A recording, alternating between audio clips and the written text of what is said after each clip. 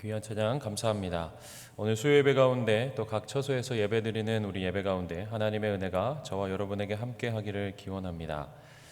우리는 지난주에 베드로의 신앙 고백에 대해서 우리가 살펴보았습니다. 너희는 나를 누구라 하느냐라는 예수님의 그 질문 앞에 베드로가 대답합니다.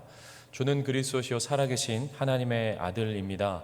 바요나 시모나 내가 복이 있다라고 칭찬하시죠. 현대인의 성경에 보면 이렇게 말합니다. 우리 자막을 보고 우리 같이 한번 읽겠습니다. 그래서 예수님이 베드로에게 말씀하셨다. 요나의 아들 시몬아, 너는 행복한 사람이다. 이것을 너에게 알리신 분은 사람이 아니라 하늘에 계시는 내 아버지이시다. 아멘. 신명기에 보면 또 이렇게 말합니다. 신명기 33장 29절입니다. 이스라엘이여 너는 행복한 사람이로다. 여호와의 구원을 너같이 얻은 백성이 누구냐? 그는 너를 돕는 방패시오 내 영광의 칼이시로다. 내 대적이 내게 복종하리니 내가 그들의 높은 곳을 밟으리로다. 아멘. 성경에서는 행복에 대해서 이렇게 말합니다. 이스라엘에 향해서 모세에게 마지막 이 부분 가운데 너같이 여호와의 구원을 얻은 백성이 누구냐라는 것이죠. 하나님이 너의 방패이시고 하나님이 너의 칼이시다 라는 것이죠. 하나님께 구원받은 것이 행복이다 라고 말합니다. 신약성경에서는 마태복음 26장 17절에처럼 그 하나님을 알아본 자, 그 하나님이 누구신지를 알고 고백하는 이 사람을 향해서 하나님께서 너는 행복한 사람이다 라고 말합니다. 그러니까 하나님의 구원을 받은 백성, 하나님을 하나님으로 알고 그 신앙을 고백한 인생을 향해서 성경은 복이 있다라고 말합니다. 그러나 모든 인생은 죽음을 이기지 못합니다. 세상에서 가장 강력한 권세가 있다면 음부의 권세입니다. 죽음입니다. 그런데 이 베드로를 칭찬하시고 나서 이 반석 위에 내 교회를 세우겠다. 이 교회가 음부의 권세가 이기지 못한다라는 것이죠. 그 음부의 권세가 이기지 못하는 주님의 교회, 교회가 처음 등장했던 이 단어이기 때문에 교회가 뭔지는 모르지만 그렇지만 아주 강력한 권세와 힘을 가지고 있는, 그리고 그 다음에 더 나아가서 땅은 언제나 하늘에 종속된 존재인데, 영역인데 땅에서 매이면 하늘에서 매이고 땅에서 풀면 하늘에서 풀리는 천국 열쇠를 주겠다. 내가 힘과 능력과 권세에 대해서 말씀하는 겁니다. 제자들은 어땠을까요? 금을 버리고 오길 잘했다. 내가 세리를 안 하고 내가 주님 따르길 정말 잘했다. 더욱이 20절에 가면 예수님께서 어디 가서 말하지 말아라 라고 하시니까 우리들만 알고 있는 이 비밀 이야기, 이 기쁜 소식인 거죠. 본문에서는 신앙 고백 이후에 예수님께서는 지금까지 단 한 번도 말씀하지 않은 이야기를 제자들에게 하십니다. 21절 이렇게 시작합니다. 이때로부터 예수 그리스도께서 자기가 예루살렘에 올라가 이제 죽으시고 부활하실 것을 말씀합니다. 이것을 순한 예고라고 합니다. 베드로의 신앙 고백 이후에 첫 번째 순한 예고를 하십니다. 성경에서 특별히 마태복음에서는 이때로부터라는 이 두 번의 등장이 있는데, 마태복음 4장 17절에 이때부터 예수께서 비로소 전파하여 이르시되 회개하라 천국이 가까이 왔느니라 하시니라 라고 말합니다. 그러니까 첫 번째 마귀의 시험을 이기시고 이제 공생의 사역을 시작하시면서 드디어 하나님 나라를 전파하십니다. 그리고 두 번째는 베드로의 신앙 고백 이후에 드디어 비로소 예수님은 십자가에 대해서 말씀하십니다. 예수님께서 반드시 예루살렘에 올라가야 하고 거기서 고난을 받고 죽임을 당하고 제3일에 일어나야 할 것을 21절에 말씀하시는데, 베드로는 22절에 절대로 이런 일은 일어나서는 안 된다고 주님을 붙들고 말립니다. 어떻게 보면 제자로서 스승의 고난과 그 죽음에 대한 당연한 반응일 수 있습니다. 예수님께서 너는 베드로다. 음부의 권세가 이기지 못할 거다. 천국 열쇠를 내게 주겠다라고 말씀하신 이 베드로를 향해서 사탄이라고 말합니다. 물러가라 라고 말합니다. 주님의 이 책망과 꾸짖음이 너무 심하게 여겨지는 느낌이 있습니다. 특별히 22절에 있는 베드로가 예수를 붙들고 항변하여 이르되, 이 붙들고는 이 합성어입니다.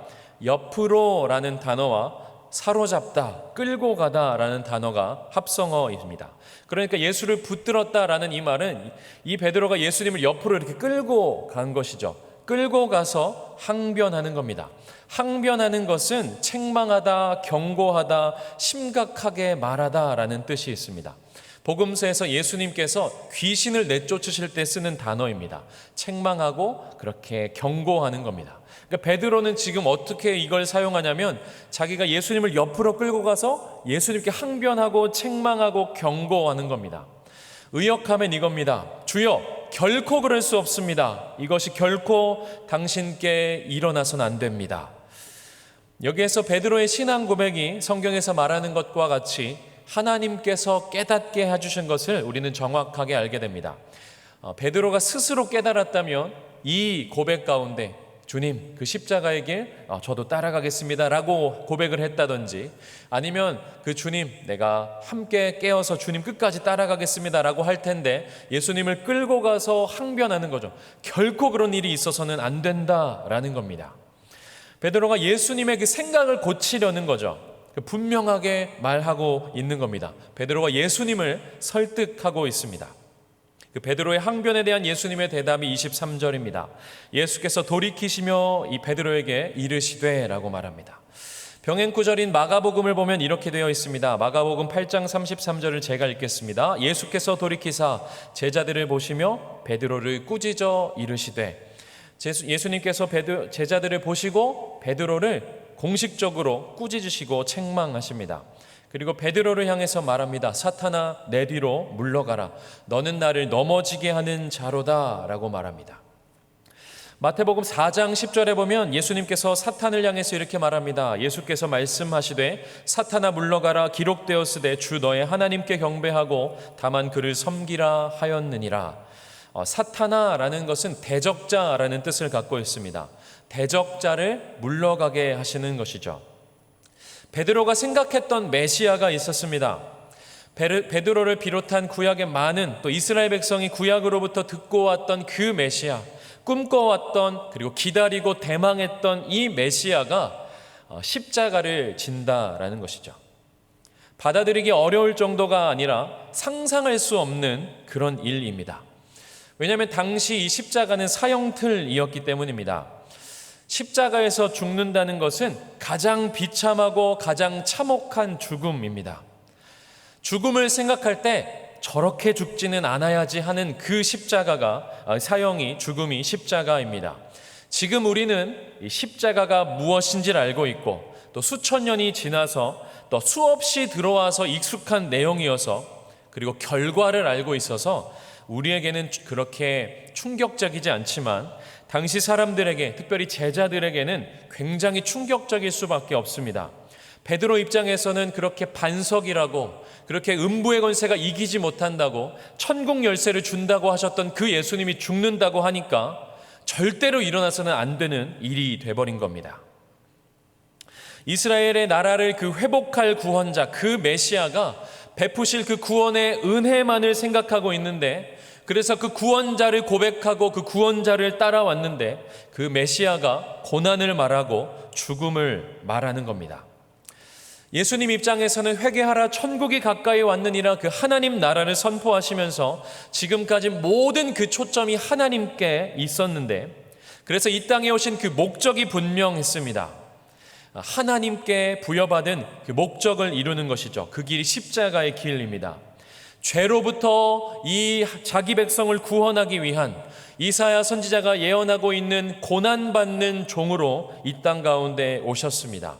그 길은 편안하지 않고 안전하지 않고 십자가의 죽음을 통한 구원입니다.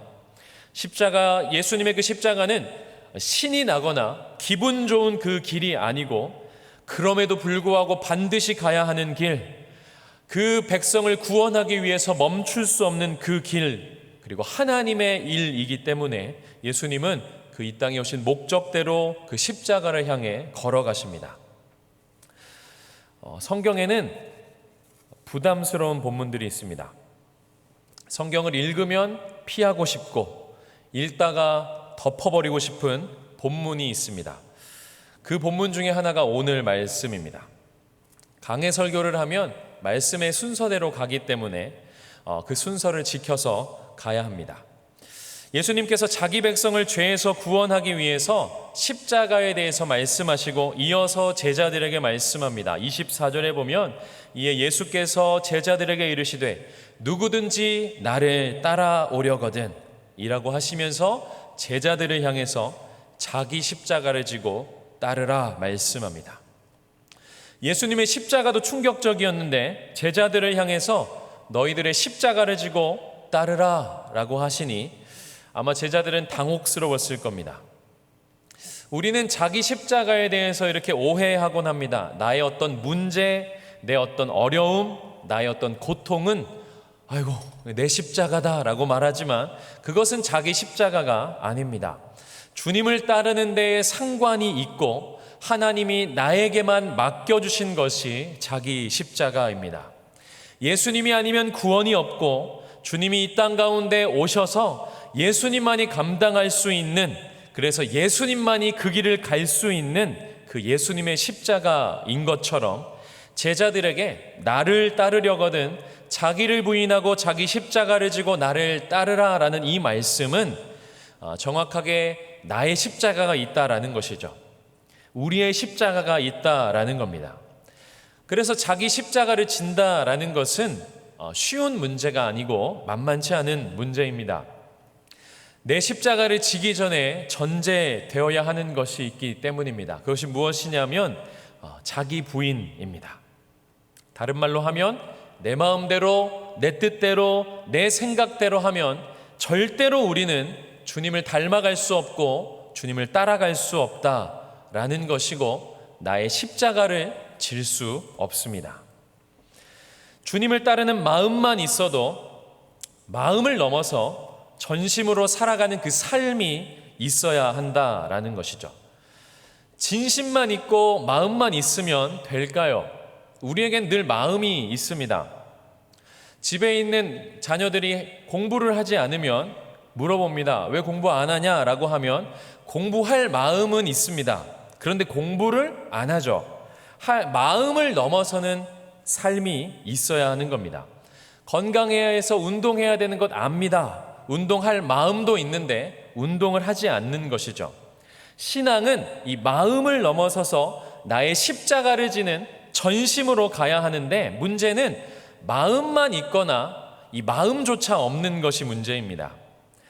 그러면 십자가 자체를 질 수 없죠. 나를 부인하지 않고 내 뜻대로 살아가고 내 마음대로 하고 싶고 이 마음을 넘어가지 못하기 때문입니다. 그래서 예수를 따라가는 것, 이 십자가를 지기 전에 우리가 먼저 점검하고 우리가 기억해야 할 것은 내 마음을 점검하는 겁니다. 그런데 본래 인간의 마음은 어떨까요? 하나님을 마음에 두기 싫어합니다. 로마서 1장 28절을 제가 읽겠습니다. 또한 그들이 마음에 하나님 두기를 싫어하며 하나님께서 그들을 그 상실한 마음대로 내버려 두사 합당하지 못한 일을 하게 하셨으니 하나님의 은혜가 없는 상태, 하나님께서 개입하지 않고 하나님께서 붙들지 않으면 완악하고 강팍한 마음이 되는 것이 우리의 마음입니다. 자기 부인이 없으면 자기 십자가를 질 수 없습니다. 그런데 우리는 우리 마음대로 살아갑니다. 구약에 보면 다윗이 이렇게 고백합니다. 시편 139편 23절 24절 우리 두 절 말씀을 우리 자막을 보고 우리 같이 한번 읽겠습니다. 하나님이여 나를 살피사 내 마음을 아시며 나를 시험하사 내 뜻을 아옵소서. 나를 영원한 길로 인도하소서. 아멘. 다윗의 기도입니다. 자세히 살펴보면 이상한 기도입니다. 지금 하나님 앞에서 기도하고 있는데 어떤 기도를 하냐면 하나님 나를 살피사 내 마음을 아시며 여기까지는 좋은데 나를 시험하사 내 뜻을 아옵소서. 무슨 악한 행위가 있는지 보시옵소서라고 말하는 겁니다. 우리가 하나님 앞에서 정직하고 솔직하게 하나님 나를 시험해 보십시오라고 말할 수 있을까요? 우리가 성경에서도 보면 하나님의 시험이잖아요. 하나님 나를 시험해 보십시오 라고 말할 수 없죠. 근데 다윗이 살아가면서 뼈저리게 깨달은 것이 있습니다. 무엇이냐면 내 마음이 악하다라는 것이죠. 내 마음은 하나님을 기뻐하지 않고 내 마음을 하나님이 기뻐하지 않음을 다윗이 알고 있는 겁니다. 사랑하는 성도 여러분, 여러분은 언제 가장 힘이 드십니까? 언제 가장 힘이 드냐면 내 마음대로 되지 않을 때 우리는 힘이 듭니다. 내 마음대로 되지 않는 것이 힘이 들고 또 반대로 생각하면 내 마음대로 생각하면 그러면 좋을까요? 내 마음대로 하면 편안할까요? 아이들이 2살만 되면 입을 열어 말하기만 시작하면 즐겨하는 대사가 있습니다.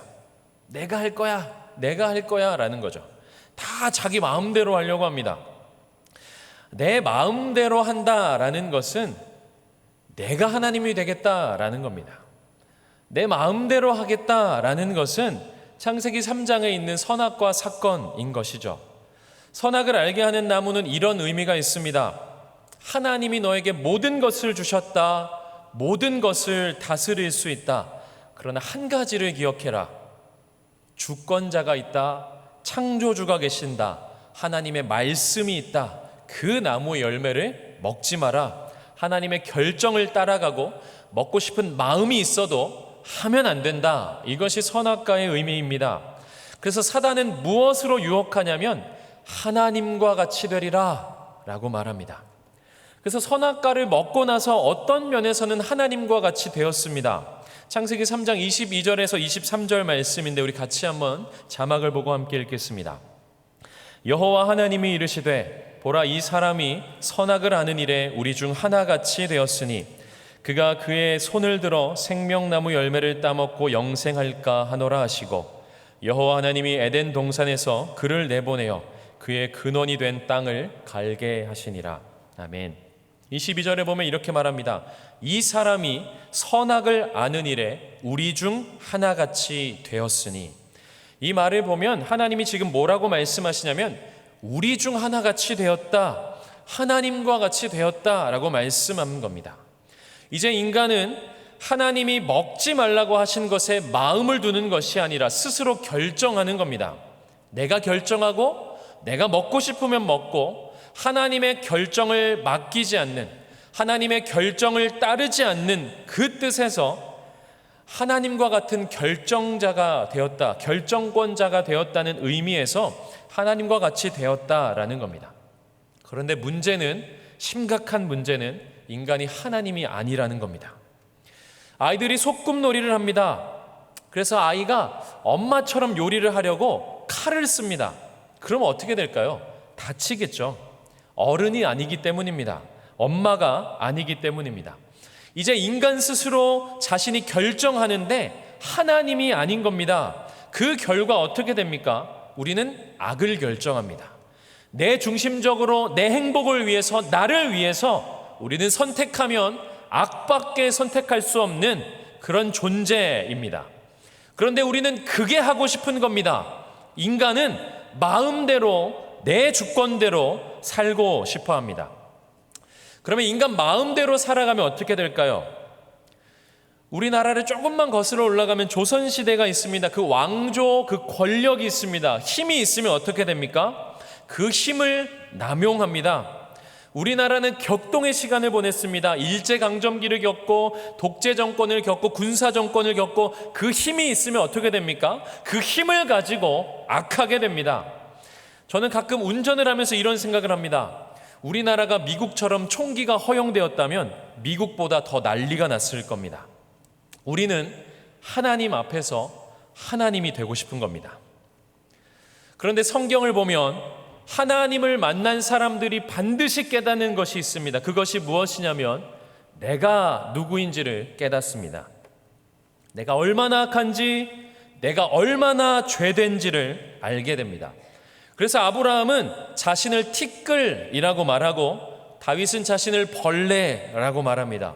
그래서 사도 바울은 자신을 죄인 중에 괴수라고 말합니다. 그래서 우리는 우리 마음대로 하면 안 됩니다. 그런데 내 마음은 하나님과 같이 되고 싶은 겁니다. 그래서 힘든 거죠. 그래서 이것이 우리 신앙의 싸움입니다. 자기를 부인하는 것이 여기에서 나오는 겁니다. 자기를 부인하는 것, 내 마음이 부인되지 않으면 우리는 하나님의 뜻대로 살 수 없습니다. 십자가를 지고 가는 것, 주님을 따르는 것에 대한 이 전제가 왜 자기 부인일까요? 오늘 본문 16장 22절에 베드로가 이렇게 항변합니다.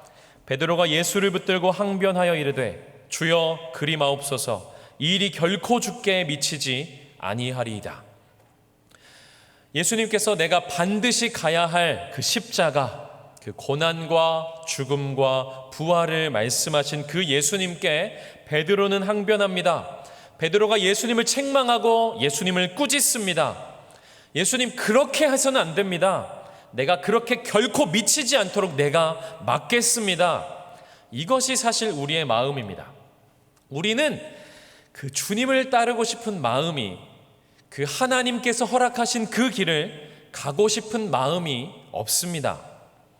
하나님, 결코 이런 일이 나에게 일어나서는 안 됩니다. 하나님, 왜 나에게 이런 일이 있게 하십니까? 늘 우리의 기도는 그렇습니다. 하나님, 이러면 안 되잖아요 라는 것이죠. 예수님이 23절에 이렇게 말합니다. 예수께서 돌이키시며 베드로에게 이르시되 사탄아, 내 뒤로 물러가라. 너는 나를 넘어지게 하는 자로다. 내가 하나님의 일을 생각하지 아니하고 도리어 사람의 일을 생각하는도다 하시고, 두 가지 생각을 말씀하시죠. 하나님의 일을 생각하는 것과 사람의 일을 생각하는 것입니다. 그런데 하나님의 일은 생각하지 않고 사람의 일을 생각합니다. 그런데 사단아, 내 뒤로 물러가라 라고 하셨으면 하나님의 일을 생각하지 않고 사단의 일을 생각하는도다 이렇게 말해야 되는데, 사단아 물러가라 하시고 네가 사람의 일을 생각하는도다 라고 말씀합니다. 그러면 사람의 생각과 사단의 생각에 공통점이 하나 있는 거죠. 분명히 여기에서 말하고 있는 이 생각은 베드로의 생각입니다. 그런데 이 베드로의 생각과 사단의 생각이 딱 맞는 거죠. 어떤 면에서 맞을까요? 하나님의 뜻을 따르는 데서 사탄은 100% 하기 싫은 겁니다. 베드로도 하기 싫은 겁니다. 우리도 하기 싫은 겁니다. 하나님이 요구하는 그 길을 가고 싶지 않은 겁니다. 가기 싫은 길입니다. 그래서 우리 마음대로 하면 절대로 십자가를 못 집니다. 십자가가 좋아서 지는 사람은 없습니다. 좋아서 지는 사람은 다 거짓말입니다. 예수님조차 할 수만 있다면, 될 수만 있다면 이 잔을 내게서 지나가게 해달라고 기도하실 만큼 이 십자가의 길은 기도해야 하고 하나님을 붙잡아야 되고, 사도 바울처럼 내 몸을 쳐서 복종하게 하는 그 길이 십자가의 길입니다. 그저 편안하거나 쉽거나 빨리 가는 길이 아닙니다. 내 마음대로 하면 안 가고 싶고 가기 싫은 길이 십자가의 길입니다. 그러니 우리는 어떻게 우리의 마음을 믿을 수 있을까요? 더 나아가서 우리를 보내신, 또 우리를 십자가를 지게 하신 그곳이 만만치 않습니다. 하나님께서 이 땅 가운데 예수님을 보내신 것처럼, 예수님께서 어린 양을 이리 가운데 보내는 것처럼 우리가 살아가는 이 삶의 현장은 피하고 싶고 우리가 감당할 것이 참 만만치 않은 그 길을, 그 삶을 하나님은 살아가게 하십니다.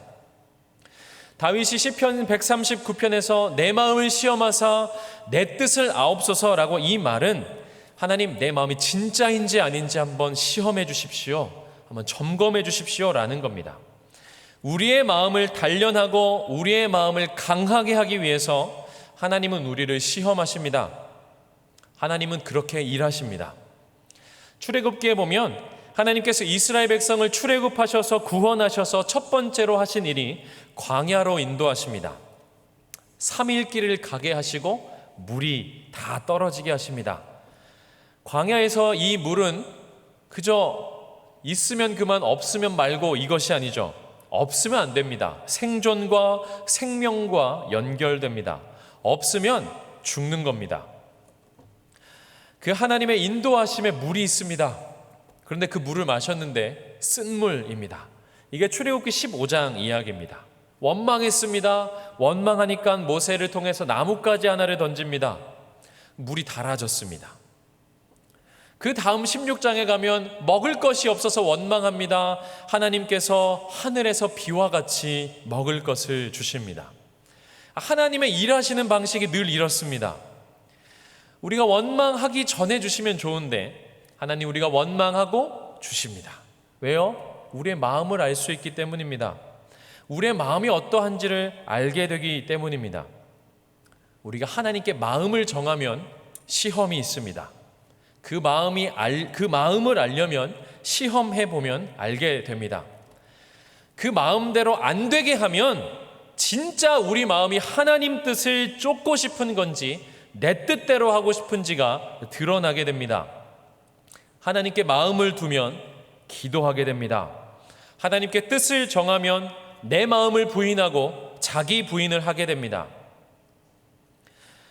그렇지 않으면 내 마음대로 하면 내 뜻대로 하면 하나님 이렇게 해서는 안 되죠. 결코 이 일이 일어나서는 안 됩니다. 왜 나한테만 그러십니까? 라고 되는 거죠. 이게 바로 베드로의 항변입니다.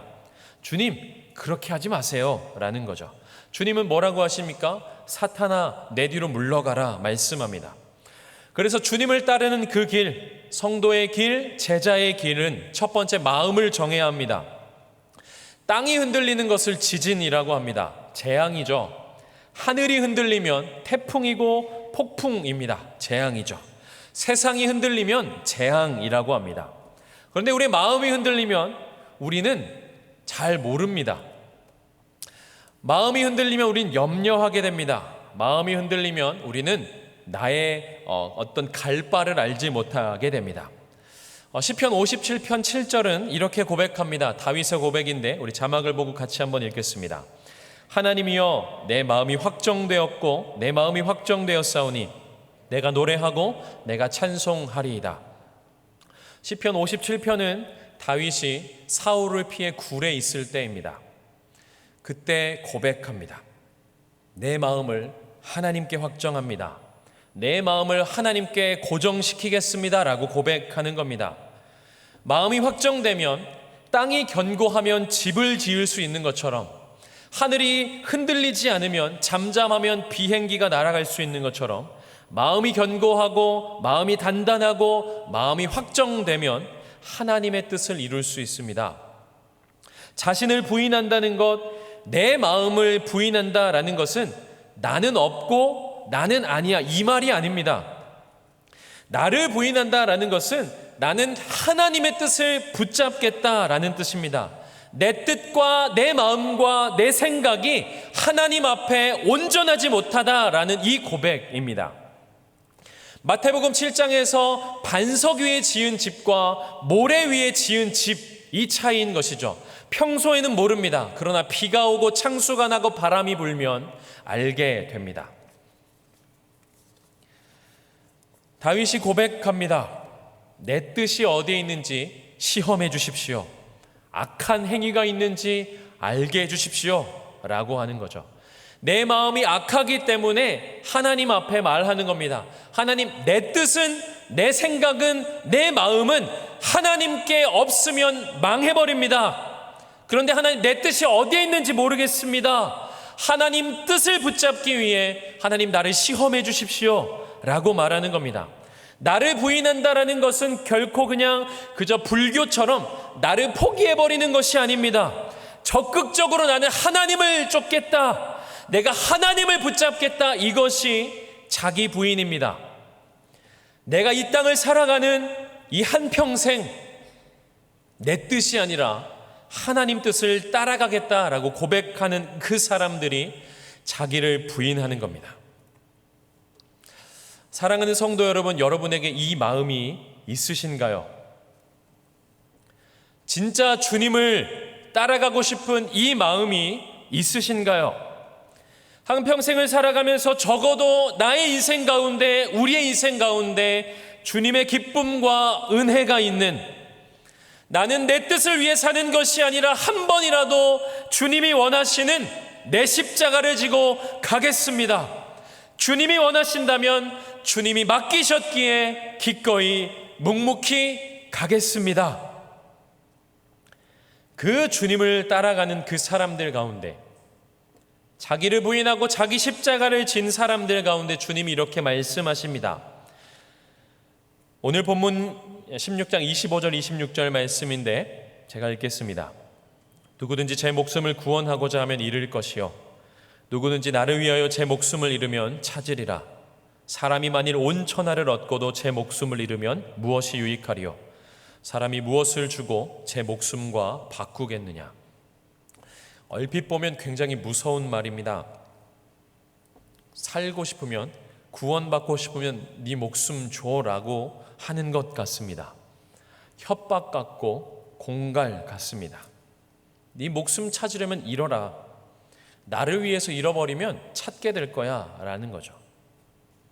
그런데 이것은 하나님을 향한 신뢰와 믿음이 없는 사람들이 갖고 있는 두려움입니다. 이것은 목숨을 담보로 하는 협박이 아닙니다. 하나님이 누구신지를 분명히 아는 자들은, 하나님이 누구신지를 경험한 자들은 이것이 은혜이고 기적입니다. 우리 눈에는 보이지 않고 우리 눈에는 죽는 건데 설명할 수 없는 겁니다. 우리가 병원에 가면 의사에게 우리의 몸을 맡깁니다. 수술실에 들어갈 때에 보호자 사인을 하고 의사에게 맡깁니다. 병을 맡기죠. 수술해야 한다고 하면 수술을 합니다. 믿지 못하면 할 수 있을까요? 그런데 우리는 주님께 우리를 맡기지 않습니다. 목숨을 내놓으라고 협박하는 것이 아니라 이것은 주님께 나를 맡기라 라고 말씀하는 겁니다. 주님이 나에게 맡기라 말씀하는 겁니다. 자신을 부인하고 자기 십자가를 지고 하나님의 뜻을 따르고 나를 하나님께 맡기는 것입니다. 세상이 줄 수 없는 기쁨과 즐거움이 있죠. 죽는 줄 알았는데 사는 즐거움입니다. 희생인 줄 알았는데 명예가 되는 기쁨입니다. 이런 기쁨과 즐거움이 있습니다. 예수를 믿고 따르는 즐거움이 있고 가치가 있습니다. 그 전제가 무엇입니까? 내 마음과 내 생각과 내 뜻을 따라 살지 않는 겁니다. 그래서 예수를 따르는 첫 번째는 내 마음을 부인하는 겁니다. 그리고 두 번째는 맡기신 하나님께 내게 맡기신 십자가를 지는 겁니다. 주님이 말씀하십니다. 누구든지 나를 위하여 제 목숨을 잃으면 찾으리라. 십자가는 사형틀이죠. 내가 죽는 겁니다. 자기 십자가를 져야만 해서 지는 것이 아니라, 억지로 마지못해 지는 것이 아니라, 내가 죽는 길이, 내가 십자가를 지는 길이 내가 사는 길이기 때문에 걸어가는 겁니다. 비록 목숨을 잃는다 할지라도 주님을 따르는 길이 내가 사는 길이기 때문입니다. 십자가를 선택한다라는 것은 내가 주님을 선택하는 것이고, 내가 죽는다라는 것은 내가 주님을 선택하는 것이기 때문에 기꺼이 그 길을 따라가는 겁니다. 그 길 끝에 나를 위해서 이 땅 가운데 오시고, 나를 위해서 십자가를 지시고, 나를 위해서 죽으시고 부활하신 주님을 만나게 되는 소망이 그 길 끝에 있기 때문입니다.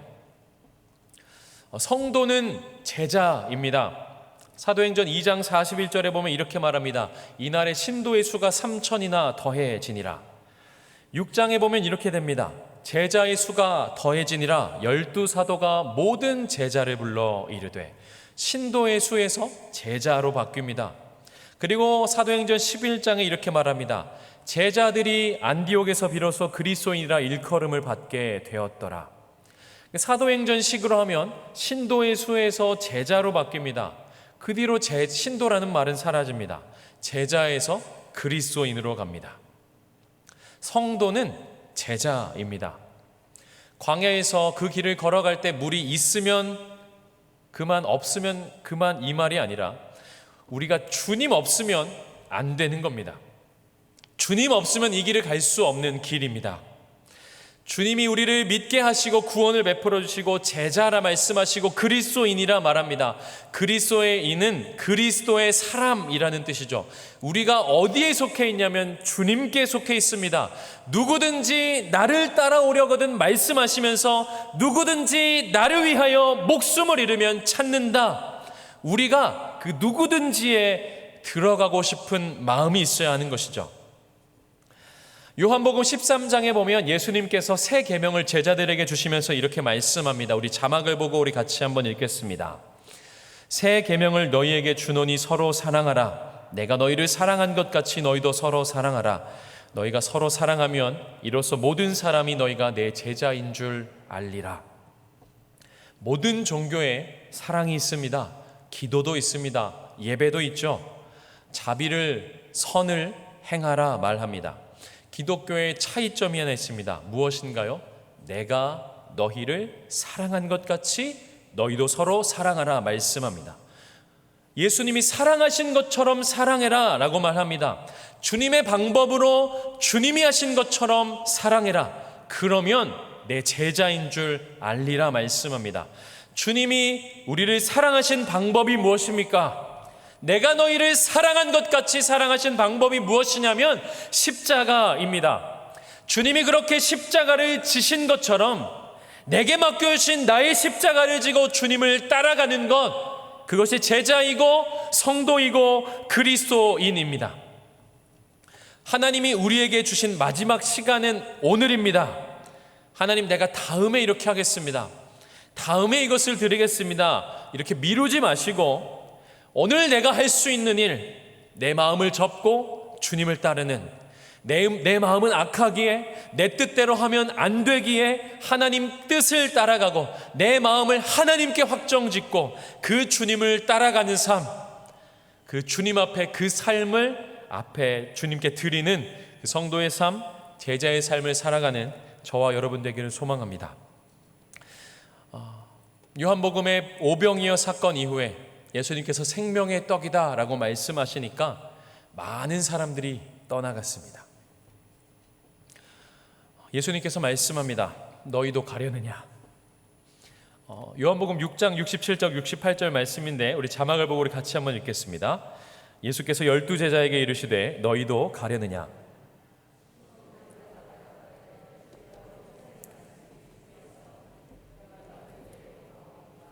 아멘. 오병이에 의해 나는 생명의 떡이다 라고 말씀하니까 무리가 다 떠나갑니다. 그리고 그 무리는 예수님과 다시 있지 않습니다. 무리가 다 떠나갈 때 베드로가 말합니다. 오늘 본문에 있는 모습과는 사뭇 다른 모습이죠. 주여, 영생의 말씀이 주께 있사오니 우리가 누구에게 가겠습니까? 라고 말하는 겁니다. 이 고백이 저와 여러분의 고백이 되기를 소망합니다. 살 길이 주님께 있고 주님이 십자가를 지시고 나를 살리셨던 것처럼 하나님 그 영생의 말씀이, 생명의 말씀이 길과 진리요 생명 되신 그 주님께 있음을 알기에 하나님, 내가 어디로 가겠습니까? 내가 주님 따라가겠습니다 라고 고백할 수 있는, 그래서 그 주님의 인도하심 따라 어디든지 어떤 상황이든지 그 주님 따라가는, 주님과 함께 가는 저와 여러분의 삶이 될 수 있도록 그렇게 결단하는 저와 여러분 되기를 주님의 이름으로 부탁드립니다. 기도하겠습니다. 하나님 아버지, 감사합니다. 부담이 되는 말씀이고 덮어버리고 싶은 말씀입니다.